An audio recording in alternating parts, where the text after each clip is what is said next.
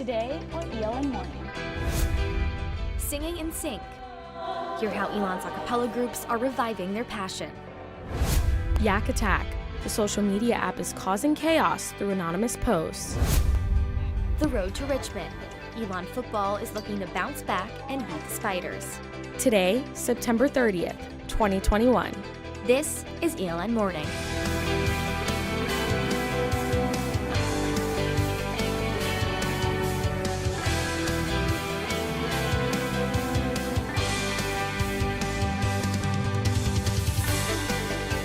Hello and welcome to ELN Morning. I'm Ashlyn Dulawi. And I'm Naomi Washington. Thanks for waking up with us.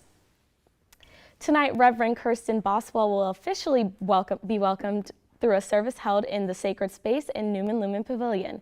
Since coming to Elon, Boswell has faced the death of a student and multiple trustees, along with COVID-19 policy changes. She says Elon is a wonderful environment to do difficult work in.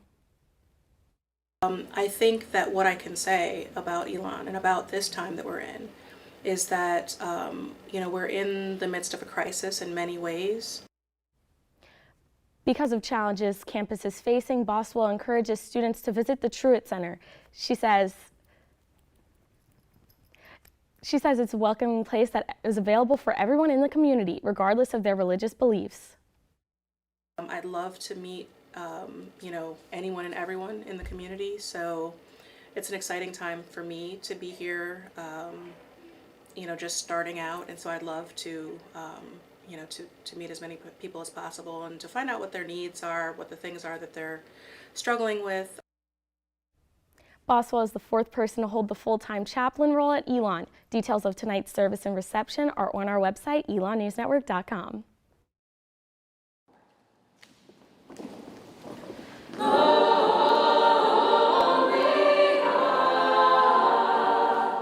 You just heard a preview of this weekend's Acapocalypse, which will feature all 7 of Elon's a cappella groups. Our Anne-Marie Bonner has more.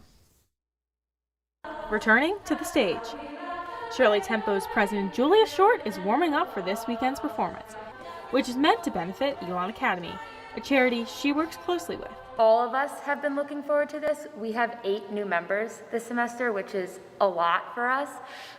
So it's really exciting that this is going to be their first real concert, but also our juniors also haven't had a real concert because they got in during COVID.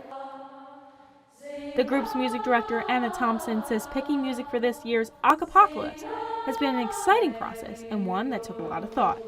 They started picking songs as early as the summer to get ready for the show. There's something so special, especially from when we performed in 2019, of walking out to a full audience and the lights are down and it's cheering and rumbling with the amount of people that are in the audience. All 7 Elon a cappella groups will be performing on Saturday.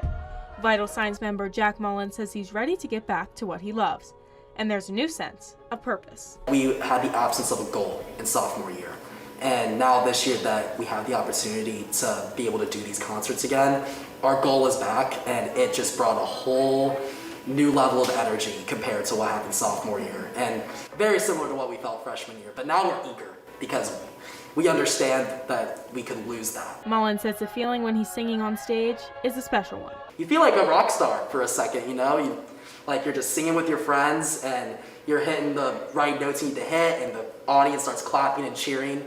You're overwhelmed with just this feeling of satisfaction. Anne-Marie Bonner, ELN Morning.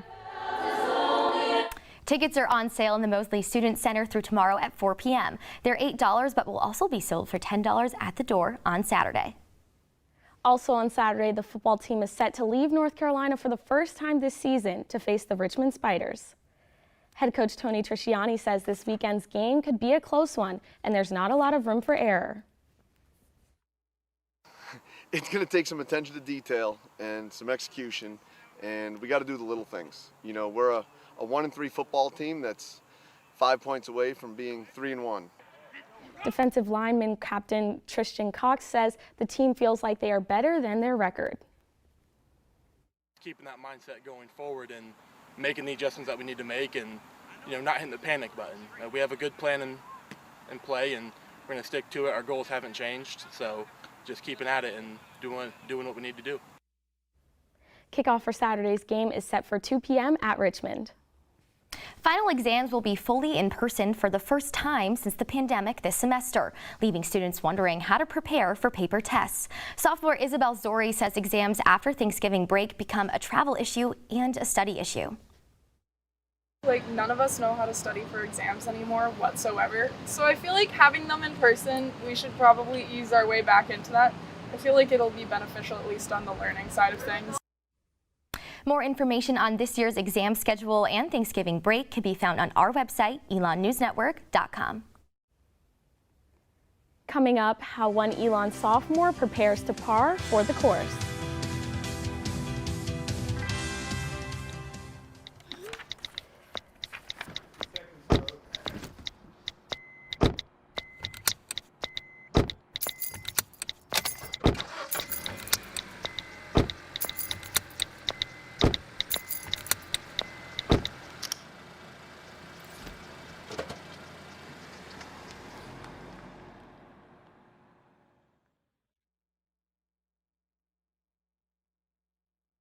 Welcome to the Carolina Renaissance Festival. Huzzah! There's magic and merriment. Endless entertainment. And delicious food. The Renaissance Festival is something we come back to every year. We have a great time with our family. The costumes, the festivities, the food, just the environment for the family is really great. And the shopping is wonderful. I think we'll come again and again, and next time we'll bring more family and more friends with us. Print your tickets online at renfestinfo.com or purchase at Harris Teeter stores region-wide.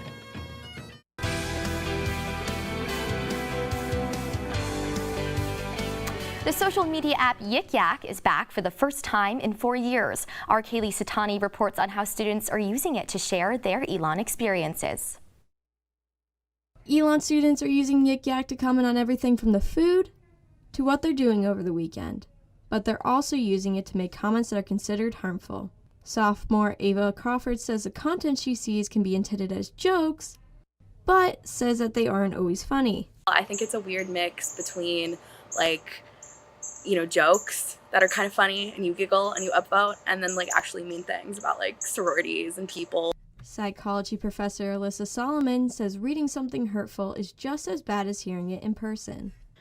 Social media kind of hijacks existing psychological mechanisms and experiences. It's not that it's creating a whole new human experience, it's that it's basically optimized a way for us to engage in those things.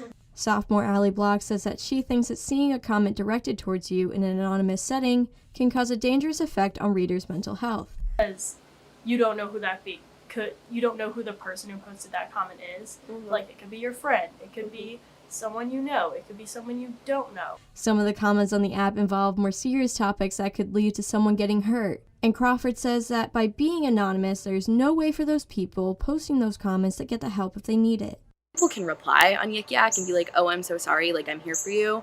But there's really no meaning to that, because who is there for you? It's like an emoji, basically. Both Crawford and Block agree that the app, when used the wrong way, can cause a detrimental effect on students' health, and warn people that if the app becomes too harmful, to delete it.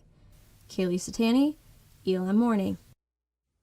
To fill out an anonymous report to seek help, go to the Student Care and Outreach page on the university's website. The link to that page is on our website, elonnewsnetwork.com. As men's golf prepares for its first home tournament of the year, sophomore from Spain, Pedro Rabadon, is beginning his first normal season of college golf. He says he adjusted to the COVID-19 pandemic and living in the U.S. at the same time. Rabadon says at first the transition was difficult. More about the time it is here and the time it is at home, because right now I get done with playing and I can't call my parents because they're asleep, but at home I would be able to do that. So. Head coach Don Hill says he's proud of the effort that Rabadon has made and that he continues to improve socially, academically, and on the golf course. You're coming half a world away. And you're coming into a competitive environment where everybody wants to play, everybody wants to compete, and then you throw COVID on top of it, and coming in expecting to play in the fall, not having a fall season, not really being able having the chance to play until March, made for a little bit of a long year. Hill says that Ramadan will be playing in the team's home opener October 11th and 12th. For more on Ramadan, be sure to grab an edition of next week's Pendulum. And ELN Morning will be back in 60 seconds with your Phoenix 5-day forecast. Hi. You think you're probably sober? Yeah. But you're thinking about taking the back roads home, just in case. If you're probably sober, then why would you do that?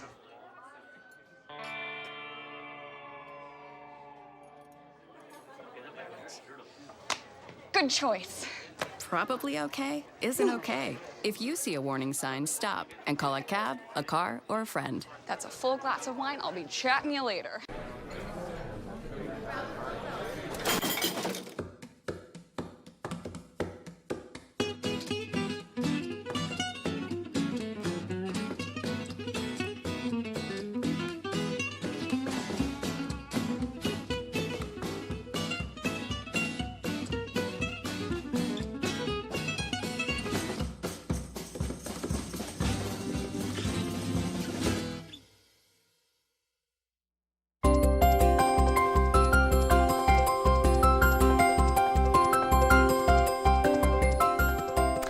We have your Phoenix 5-day forecast right here for you in our studio. Last week, if you noticed, those temperatures were a bit cooler with that first week of fall upon us, and now it looks like, at least for today, those cooler temperatures are here to stay. If you were out at all this morning, you noticed the clouds are out and it's a little bit dark outside. There's no rain in the forecast for today, but those clouds will remain as we continue throughout the day. That temperature will stick at around 66 degrees as we move throughout the day, and then as we move to the evening, those clouds are going to stay, and that temperature is going to drop down to about 54 degrees, so a bit chillier there. But let's take a look at that Phoenix 5-day forecast. It is our first weekend in October, but it looks like that North Carolina heat is going to stick around just a little bit longer. Tomorrow, the temperature is going to be at a high of 78 degrees and a low of 56, with that sun out to stay. Going into Saturday and Sunday, you'll see temperatures are at 82 degrees and then 84 degrees, so we're at that low 80 range. And then moving on to Monday and Tuesday, it's going to get a bit cloudy, and that temperature is going to be back to 78 degrees. So all throughout the evening, you'll notice, though, Naomi, that those temperatures at 56, 60 degrees, so we're getting a little bit cooler in the evening, but during the day, that sun is out and the temperatures are still warmer for October. Well, I'm super excited to get started doing fall activities, go to a pumpkin patch, maybe even a haunted house or something like that. How about you? Ooh, a haunted house, yes, absolutely. No, my roommate's already decorated our entire home with all the fall decor, so I know they'll be all about the apples, the pumpkins, all those festivities this weekend. I also really like that when I head to class in the morning, like I'm in a hoodie and I'm feeling warm, I'm feeling the cool breezy air, and then when I come out of class, it's like hot again, so I can shed that hoodie and really enjoy the sun. I know, it feels like in those mornings, the fall weather is starting to come upon us. Hoodie weather is also around the corner, which I always love. It's just so nice and cozy. And hopefully, pretty soon, it'll be cooler as we move on through the October month. The university is hosting many different events to make sophomores feel connected, but some sophomores they feel campus-wide events have been a better way to meet people than sophomore-specific ones. So I'm going to be honest, I haven't gone to any of the particular sophomore ones. They just haven't really piqued my interest. I think they've done a good job with the overall ones. I feel like the events that ELN has put on for all of the classes, so for the school as a whole, has been helpful, but maybe not the sophomore specific. Like the sub events have been really nice to meet people. I've attended a lot of the late night events, and I definitely think it's a good place to meet people. The nighttime events have been good, but I feel like the sophomore class could be doing a little bit more. I feel like I've gotten to know a lot more of my classmates this year than really more any of the sophomore events. Sophomores are saying that even if the events are not well attended, it's nice that the university is recognizing the opportunities that were lost last year. There will be an ice cream social today at 4:15 in Medallion Plaza. That ice cream social sounds really fun. It's really great that those sophomores are starting to get a bit more opportunities as well. Yeah, I'm a sophomore, and I feel like the events are a really good way to recognize that we didn't get to have as many activities this year, and you know, I'm super happy to be in person and bond with my classmates better. No, absolutely. Well, that's all the news we have for you this morning. Thank you so much for joining us. For all the news you need to know when we're not on the air, visit our website, elonnewsnetwork.com. And follow us on social media at Elon News Network. Have a great rest of your day, Elon.